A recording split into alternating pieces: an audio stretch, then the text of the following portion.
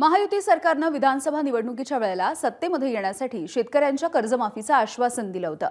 कर्जमाफीचा निर्णय आता आणखी काही दिवस लांबणीवरती पडण्याची शक्यता आहे। मुख्यमंत्री देवेंद्र फडणवीस यांनी जून महिन्यापर्यंत कर्जमाफी होईल असं आश्वासन दिलं। मात्र कर्जमाफीच्या या निर्णयाला विधान परिषद निवडणुकीच्या आचारसंहितेचा ब्रेक लागलाय। विधान परिषद निवडणुकीची आचारसंहिता सोमवारपासून लागू होणार आहे। ही निवडणूक बिनविरोध झाल्यास 25 जून पर्यंत आचारसंहिता राहील। 30 जून पूर्वी शेतकरी कर्जमाफी करण्याचं सरकारचं आश्वासन आहे। सहकार मंत्रालयाने तसा प्रस्ताव देखील तयार केला होता। मात्र आता विधान परिषद निवडणुकीमुळे हा निर्णय लांबणीवरती पडणार आहे असं दिसतंय।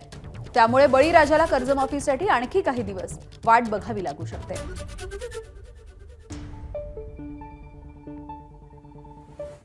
दरम्यान निवडणूक आयोगाला विनंती करून या संदर्भातला निर्णय घेऊ अशी प्रतिक्रिया मंत्री उदय सामंत यांनी दिली आहे।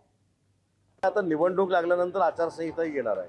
त्याच्यामध्ये काही घटकांना जर त्रास होणार असेल तर शासन म्हणून आम्ही निवडणूक आयोगाला विनंती करू। दरम्यान शेतकऱ्यांची कर्जमाफी करण्यासाठी टाळाटाळ केली तर आम्ही अजिबात गप्प बसणार नाही अशी प्रतिक्रिया शेतकरी नेते राजू शेट्टींनी दिली आहे।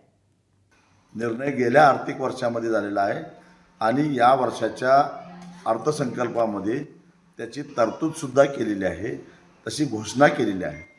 आणि त्यामुळं जर आचारसंहितेचं कारण सांगून सरकार 30 जूनची तारीख पुढे ढकलू पाहत असेल तर संपूर्ण महाराष्ट्रातला शेतकरी रस्त्यावर उतरल्याशिवाय राहणार नाही, एवढं सरकारनं ध्यानात ठेवावं। एबीपी माझा, उघडा डोळे बघा नीट।